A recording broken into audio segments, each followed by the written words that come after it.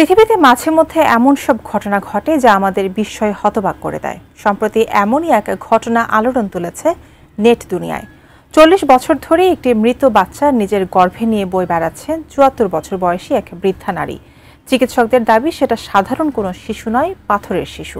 এবার প্রশ্ন জাগছে, এত বছর ধরে এক বৃদ্ধা নারীর গর্ভে রয়েছে একটি পাথরের শিশু, এসব কিভাবে সম্ভব? এ নিয়ে বিস্তারিত জানাচ্ছেন পলাশ খান। ৭৩ বছর বয়সী এক বৃদ্ধা নারীর পেট থেকে জন্ম নিয়েছে এক মৃত পাথরের শিশু। সম্প্রতি এই অদ্ভুত ঘটনা নিয়ে তোলপাড় শুরু হয় নেট দুনিয়ায়। জানা গেছে, এই খবরটি ওই বৃদ্ধার সিটি স্ক্যানের মাধ্যমে প্রথম সামনে আসে। হেলথ এক্সপার্টদের মতে এটি অত্যন্ত বিরল এক মেডিকেল কন্ডিশন। এ নিয়ে সোশ্যাল মিডিয়ায় ছড়িয়ে পড়েছে বেশ কিছু ছবি, যাতে দাবি করা হয়েছে ৭৩ বছর বয়সী ওই মহিলার পেটে ৪০ বছর আগের মৃত এক ভ্রূণ এখন পাথরের রূপ নিয়েছে। চিকিৎসকরা জানান, যখন কোনো ভ্রূণ মারা গিয়ে দীর্ঘদিন ধরে পেটের ভেতর থেকে যায় এবং সেটির চারপাশে ক্যালসিয়াম জমতে জমতে পাথরের মতো কঠিন হয়ে যায়, তখন তাকে লিথোপেডিয়ন মানে স্টোন বেবি বা পাথরের শিশু বলা হয়।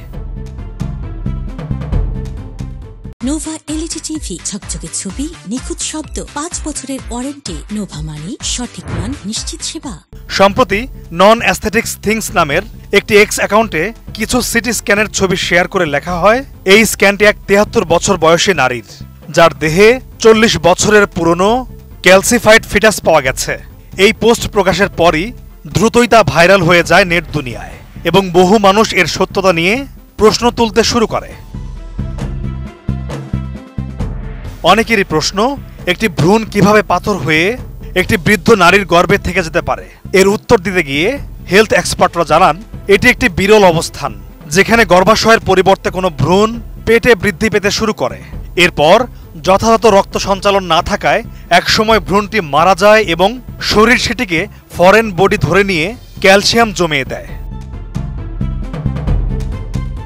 চিকিৎসকেরা আরও জানান, লিথোপেডিয়নের সময় শরীর সেই মৃত ভ্রূণকে বের করতে না পেরে নিজেদের প্রতিরক্ষা প্রক্রিয়া সক্রিয় করে, ফলে ভ্রূণের চারপাশে ক্যালসিয়ামের স্তর তৈরি হয়ে সেটি ধীরে ধীরে পাথরে পরিণত হয়।